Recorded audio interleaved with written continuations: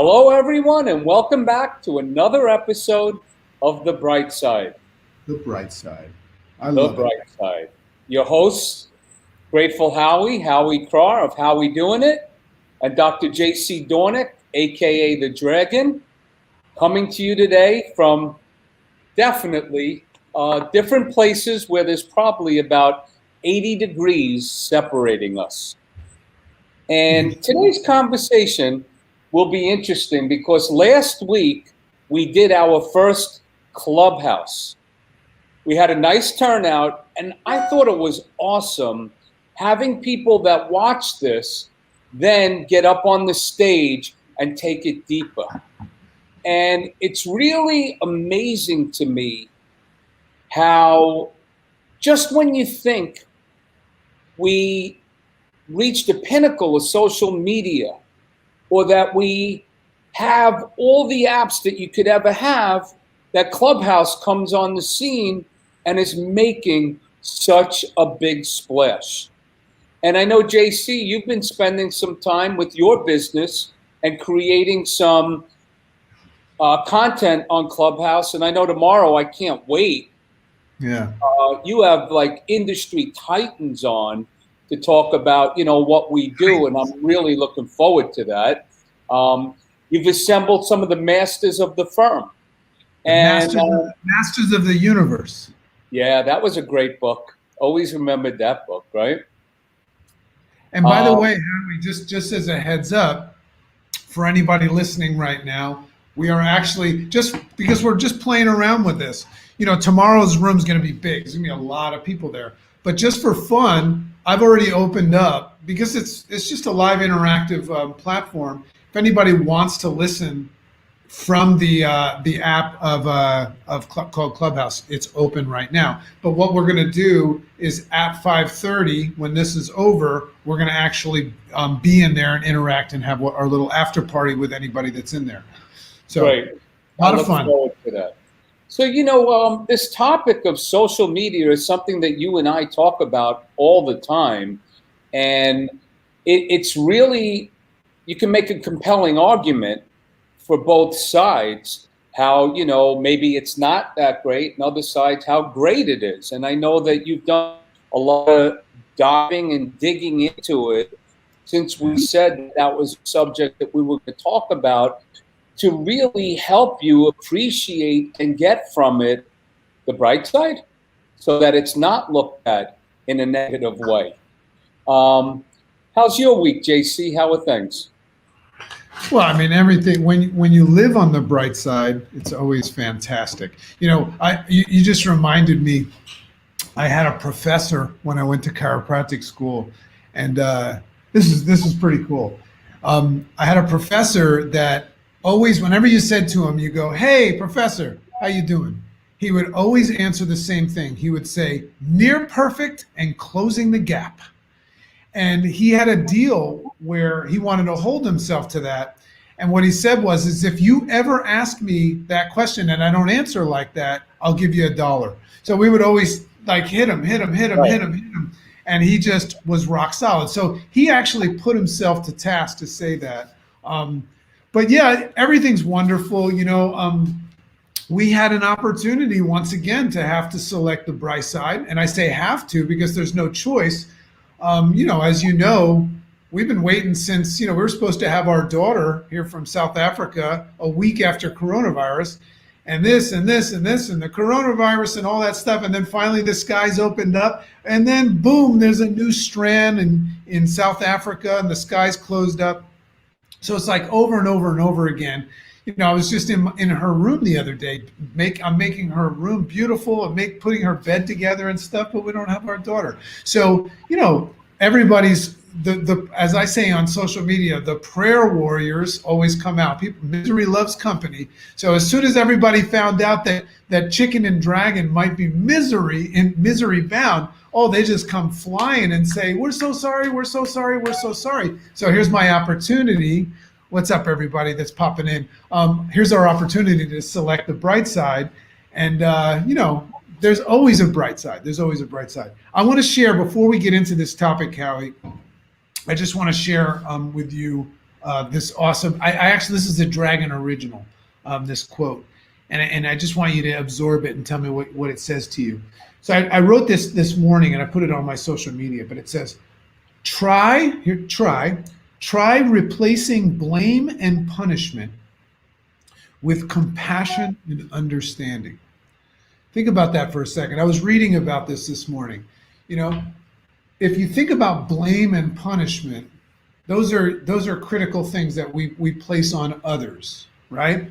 And I just love that idea of, rather than blaming and punishing others, or just putting the locus of control on others, right?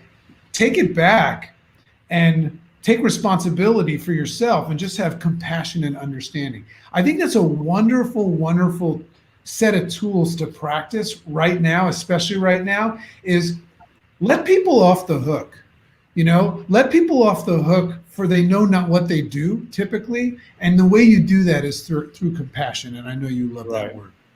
We just said that before in a call that we were on. Always be compassionate, right? That's right. Instead of always how we went from always be closing to always be compassionate. Love it. Right? That was a big transformation for me. Yeah. I think what you say about that is letting people off the hook, and too many people. Some woman in the comments just said that she loves me. No, she said she loves me. It says, are you JC? It says HK. You need some glasses, bro. Mika, tell him, HK, I love you. But somebody just asked us, Melanie, we are using StreamYard. And we have to give a shout out. Who told us about StreamYard? Give him credit. Steve Noodleberg. That's right, Steve Noodleberg. And you know what he always says when a conversation starts? Tell me something good. Yeah. He always says that. Last week he had Jesse Itzler on. I know, I saw him. It was a great episode. And you know what really came? You can interview Jesse Itzler on while he's on the toilet, and it'd be great. No, but family came through in a big way. Jesse is all about time and the big ass calendar club and his 4 kids, and it just really. And Steve's working with 2 of his kids. It was really nice. Yep. So I think letting somebody off is important, because too many people hold grudges. Too many people just stand on ceremonies. I never understood that. Yeah. Like, if I called you and you don't call me back, I can't call you and then I'm going to be mad at you. If I want to talk to you, pick up the phone and call you. Maybe you got busy. Maybe you forgot. Who cares? Hey, forgiveness, right? We'll have a whole episode on that one day. Forgive everybody, for they know not what they do. I come from this train of thought, and I have a lot of people come at the Dragon. When you play a big game, you get, a lot of people coming at you, and I just forgive everybody. I forgive my mommy, my daddy, my friends, everybody. I don't burn any bridges. Now, if somebody's giving me shit, it doesn't mean I have to hang out with them, but I forgive them, for they know not what they do. Because I believe everybody wants to see the bright side. I believe everybody wants to be healthier, happier, wealthier. That's the whole premise of this program, of getting people started. But I don't think anybody has bad intentions. As a matter of fact, anytime that I ever had bad intentions, it didn't have to do with the other person. It had to do with me.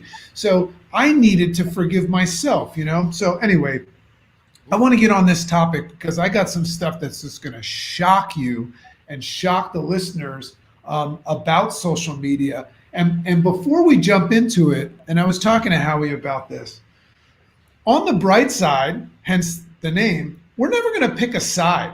We're never going to choose a side and say social media is good or bad. We're never going to say wearing masks is good or bad. We're never going to say the president is good or bad. On this show, we're just about becoming conscious and aware of things and remaining open. So I just want everybody to know, if you're big on social media, I use it a lot. I'm just going to open the door to some facts. I'm very into facts because what we want to talk about right now, we just want to evaluate how social media plays a role in potentially skewing a lot of things that we need to select and choose the bright side, because remember, the bright side is a perception.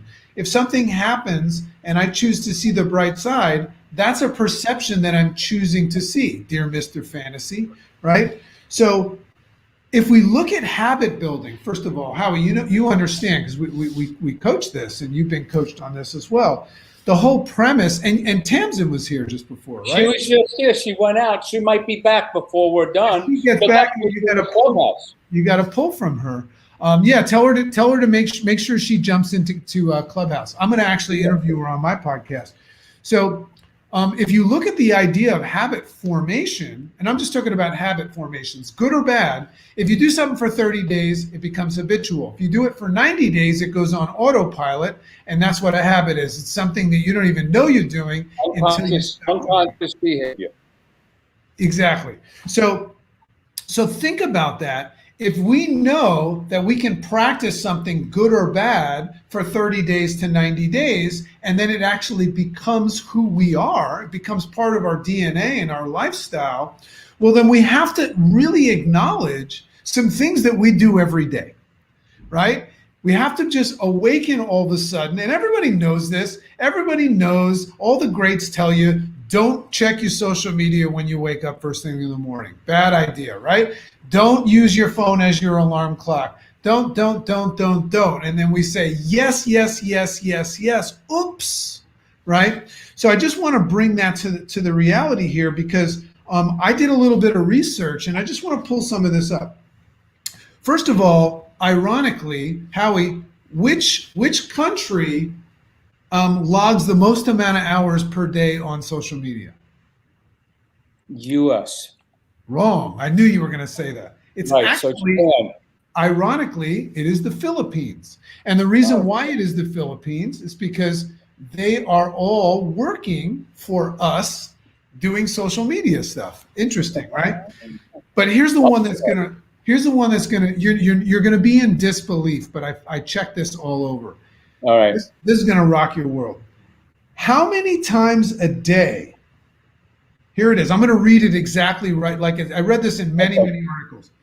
So people on average interact, meaning swipe, click, type, or tap their phone. This is just your phone. You know the number? No, but I know it's over 2,000. It's 2,617 times. Hold on a second, everybody. Think about this for a second.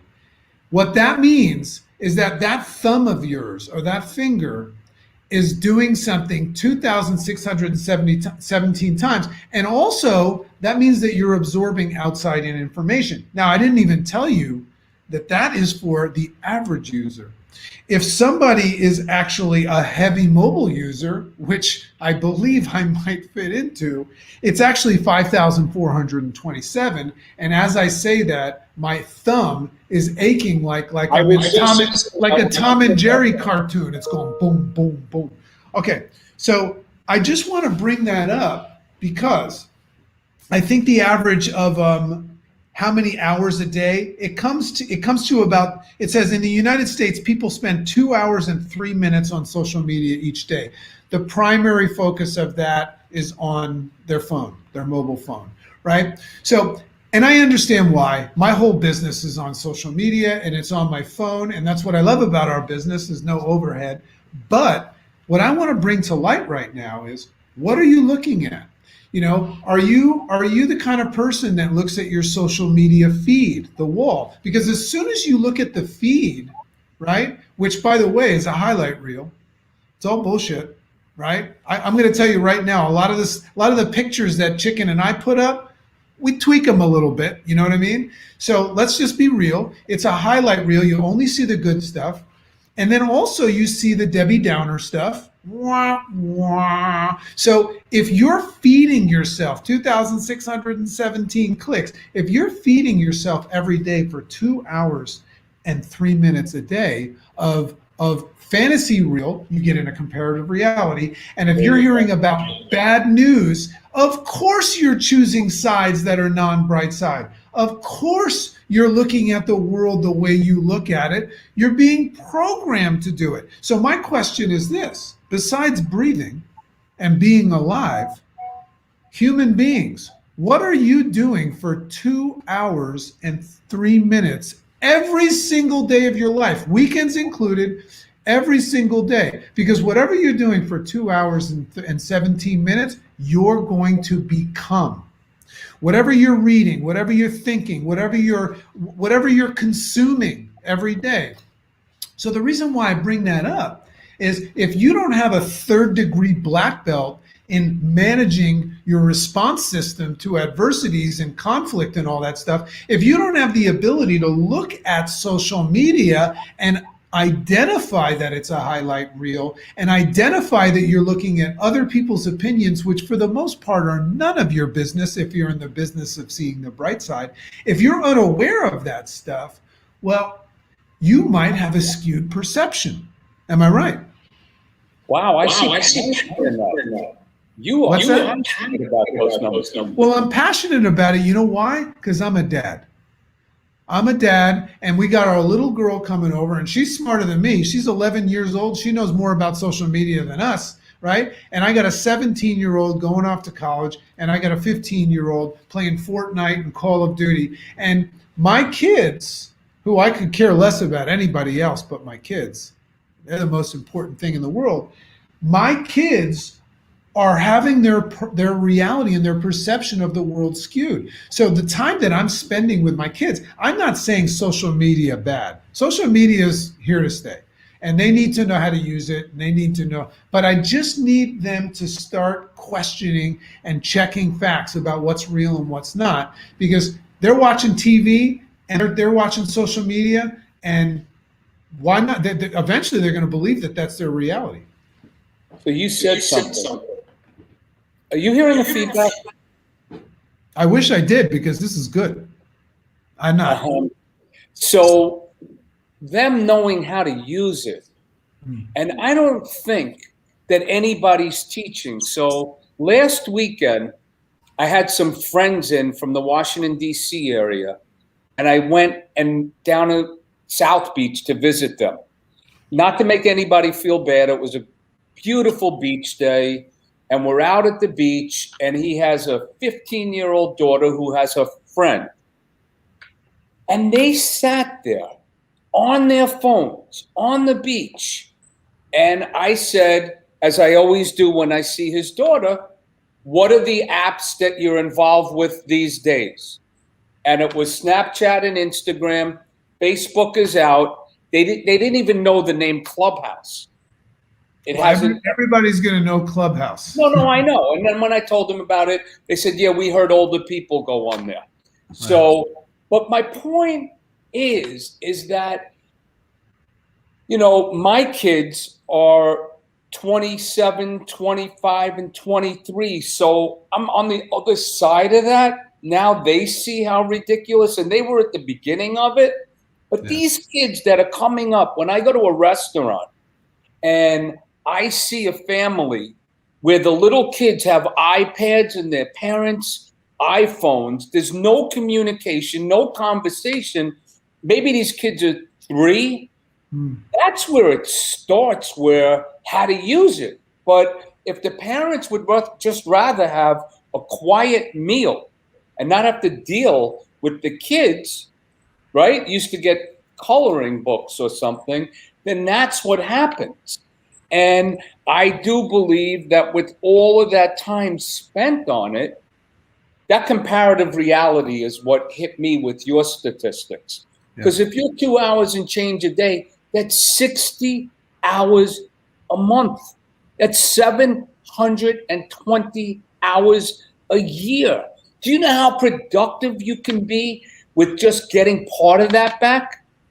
What you can do rather than scrolling and saying, they're better because I'm not equal because, and that, yeah, there are, you know, again, it's here, it's useful, it's so amazing in so many ways, but it does skew people's perceptions and gives them these fantasies maybe, or conspiracies, or sidetrack them from the reality of where they are. Yeah. It's addictive. It's addictive. Well, anything you do with repetition is addictive, you know. And you know, I'm going to try to say this the right way, but I'm a huge fan of who's a fellow chiropractor, but Joe Dispenza, who's a neuroscientist, quantum theorist, you know, just an amazing guy. And what he reminds us of is that these types of things, you know, this constant, consistent consumption of things, by the way, good or bad, what happens is that they create feelings, right? There's feelings associated with them, and those feelings turn into things he calls temperaments, right? And a temperament is like when you some people have tempers, right? Or some people are happy, who knows? But that it's being caused by the consumption. And then the next thing that happens is, if you do it long enough, and we are, those temperaments turn into moods. And once you have a mood, then that mood turns into a personality. And he always reminds us that our personality turns into our personal reality. So if you peel that onion back and back and back and back, the source of it is the consumption. Now, I'm going to tell you what the bright side of all this is. Okay? First of all, there's a lot of great stuff on social media. You know, and by the way, we're gonna open up for anybody that wants to join us live. We're going to open up our Clubhouse room. It's called the Bright Sides After Party Show, and you can follow me at Make Sense. You go to Clubhouse at Make Sense if you haven't already. Come join in, because we only got a couple minutes left of this. Howie, how do they find you on and follow you on Brightside? I mean, on Clubhouse? My name Howie Craw. Easy. Oh, look at that. Find the dragon on Clubhouse. That makes sense. And then Howie's his name. Here's the bright side. Okay. Now, I'll give you an example. We're going to go spend time, 30 minutes in Clubhouse, and we're going to talk about this. That's productive. That's productive. It's going to be solution focused, not problem focused, productive. Now, I watch YouTube videos about personal growth, and I make distinctions, right? I listen to podcasts. When I'm on social media, I'm seeking things that empower me and move me forward. So social media is not all bad. But here's the bright side of it. If you're going to defend your position and say social media is good for you, that's fine. I would like to know more about that, right? Or you're going to join the discussion and say, you know, I can see how it could be a bad thing. I don't care if you think it's good or bad, but we can all acknowledge that the way the human brain works is that if we do anything with repetition over time and consistency, it becomes our new reality. You can't dispute that. You know, we're creatures of habit, and whatever your habits are molding you into who you are. So here's the bright side of that. What if we just said, all right, if I'm going to spend 2 hours and 3 minutes on social media, I'm going to spend another 2 hours and 3 minutes every day on something that is positive and forward moving. Now, I can take some of that and do it in social media. I gave you a couple of ideas, right? But my point is what if we got in our kids' ears? And it's going to take some time, because when I walk into the room and my son is sitting there, my 17-year-old, he goes, what? He doesn't want to be distracted because he's playing like Fortnite or something right now, right? And I said to him all the time, I'm like, you're maybe a little old to be playing that. He's like, Dad, you don't know anything about anything, leave, right? So they've already got him. But what I'm doing with my kids over time is I'm spending time every day saying certain things into their ears. I'm spending some time teaching them some lessons, questioning things, teaching them to question things. And every day, and I know you do this too, we have our morning routine. And I call mine the Rise Up Great Day Morning, where I read something positive. I just finished No Mud, No Lotus. And I write, and I spend time every day, at least an hour every day, and I'm rewiring my brain. So of course, when adversity strikes, my response system is different than the average bear, because I have rewired and reprogrammed my brain. Now, if I stop today and I just start looking at the feed and I turn the news on, I'm screwed. I'm screwed because 3 months from now, that's my new reality. What you said, though, 2 hours, 2 hours and 3 minutes. And you would say, well, imagine if we said, let's take 2 hours and 3 minutes every day for the next 30 days to do one of the three things: make yourself happier, wealthier, healthier, right? Grateful. Whatever it would take, whether it would take a diet or exercise or reading or meditation. Do you know what the response, though, would be from most people? I don't have the time. We'd have no problems in the world. But I don't have the time. But it is amazing when I see my talk time on this thing, time. Apple sends you those stats, I think, once a week. Your usage was down this week. You only spent, 10 hours on your phone. And it is wild, like, to think how many times a day. I've had it where it's not even in my pocket and I think it's vibrating. Yeah. I'll reach in my back pocket and think that my phone was vibrating. They call that the phantom phone or something like that. There's an actual name for that. Yeah. But it is an amazing tool. It is incredible. And I don't think that we as a country would have been able to get through some of the darkest days of the pandemic without all this technology. Not even close. Well, but what I would say to everybody is, do you have the ability to put the phone down for a day? Just even a day. Think about because I went on a retreat. I went on a personal growth retreat called the Cabin Experience with my mentor, Larry Markson. One of the most pivotal things I ever did. It was in Montana, Big Sky. And we had to go out to this little island in the middle of the water. The first thing they did is that you had to put your phones in a bag for 3 days. Wow. And we immediately said, what if my kids call and all that? He goes, don't worry. If there's an emergency, we'll take care of it. So that's important. But with, I practice Buddhism, and the Buddhist way of looking at this, which I love, is anytime you see the dark side of something, it gives you the ability to see the bright side. So if we can look at this thing that's happening that most people are unconscious to, and we wake up and say, okay, that's potentially bad for me. However, I can see that if I redirect and spend time every day doing something positive, not only will I be in a better mood, not only will I fulfill my goals, I'll start moving forward. But the truth is I don't even know how good it can get. I know how bad it can get because I see it all the time. If you want to know how bad it can get, just go watch TV every day for 2 hours and 3 minutes and watch the news. By the end of the month, you'll be storming something. You'll be going after someone, throwing a Molotov cocktail at somebody and stealing something, right?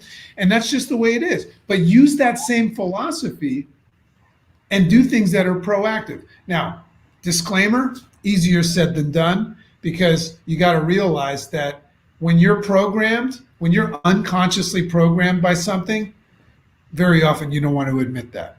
You don't want to admit that because when your personality becomes your personal reality, you're going to defend, this is who I am. If somebody doesn't like that, screw them, right? And I get that. I spent a lot of my suffering years like that. You had suffering years? I guess we could talk about that on Clubhouse. Anytime you ever meet someone that's dedicated themselves to helping others, believe me, they suffered. I think who doesn't suffer? Everybody. So we're gonna open the Clubhouse room. It's open, and for anybody that wants to come over.